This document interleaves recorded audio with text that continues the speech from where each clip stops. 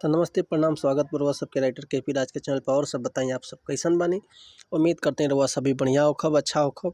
तो रउआ सबन खातिर लेके आ गइल बनी भोजपुरी में बिल्कुल हिट मेटर होली के टुनटुन यादव का ट्रैक पर कि 100 नंबर डायल तो ही कैलू, यही पर लेके आ गइल बनी बिल्कुल हिट मेटर होली के। तो चलिए देखिए आज के कैसे मेटर बा।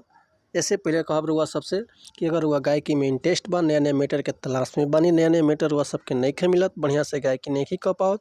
अगर हमारा चैनल पे आ गए बनी तो चैनल के लाइक करी, सब्सक्राइब करी और बेल आइकन प्रेस कर दी ताकि कोनो भी वीडियो अपलोड करी तो सबसे पहले नोटिफिकेशन रुआ सबके मिले। ऐसे कि रुआ सबन खातिर हर एक प्रकार के सॉन्ग लिखिले हम, हिंदी होखे या भोजपुरी होखे, लव सॉन्ग, ऑर्केस्ट्रा सॉन्ग, बेवफाई सॉन्ग, झलकुटन, विवाह गीत, विदाई गीत, निर्गुण, पूर्वी, हर एक प्रकार के सॉन्ग रुआ सबके हमारा चैनल से बिल्कुल उचित चार्ज पे मिली। तो चलिए देखिए आज की मैटर कैसे बा। आज से बहुत दिन पहले टुनटुन भैया गौलर रहे गाना एगो होली में रलम का गाना, और भोजपुरी में भी गौलर रहे, वही ट्रैक पर लेके आ गए बनी बिल्कुल हिट मेटर होली के। तो चलिए देखिए कौन लय रहा कि बारू बेवफा सनम 100 नंबर डायल तू ही कइलू, कि बारू बेवफा सनम 100 नंबर डायल तू ही कइलू। ई पर भोजपुरियो गाना बोलर रहे हैं कि जियो सहन से जान कौन रोकी अपना परखंड में।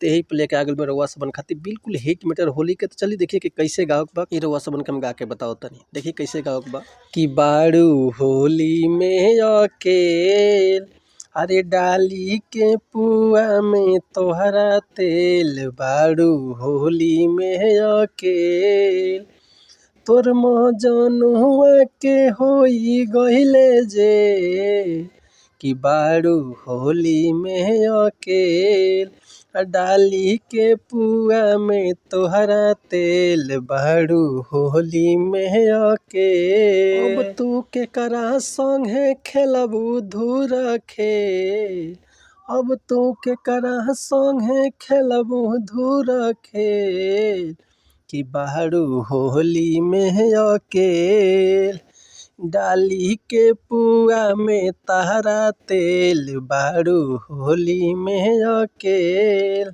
तो उम्मीद करते हैं मेटर हुआ सबके बेहद पसंद आयल हुई। अगर ये गाना के फुल लिखवाओल चाहते हैं तो डिस्क्रिप्शन में हमारा कॉन्टैक्ट नंबर बा, व्हाट्सअप नंबर बा, कॉल कर सकिले, व्हाट्सअप कर सकिले।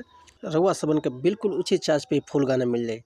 ऐसे पहले कहब रउआ सबन से कि अगर हमारा गाँव में कोनो मिस्टेक भेल हो तो भैया क्षमा चाहते नहीं, ऐसे कि हम गायक ना हैं, रउआ सबन के खाली गा के समझा सकिले, बता सकिले। तो मिलते हैं नेक्स्ट वीडियो में कुछ नया मैटर, कुछ नया गाना, कुछ नया धुन, कुछ नया कंपोजिशन लेके। तब तक के लिए अनुमति चाहते नहीं। अगर वह म्यूजिक भी बनवाल चाहते हैं तो हम अलग से बिल्कुल उचित चार्ज पे रउआ सबन के बढ़िया से बढ़िया म्यूजिक मिल जाए। तो मिलते हैं नेक्स्ट वीडियो में, तब तक के लिए अनुमति चाहते हैं। नमस्कार, प्रणाम, धन्यवाद, जय हिंद, जय भारत, जय भोजपुरी समाज, हर हर महादेव।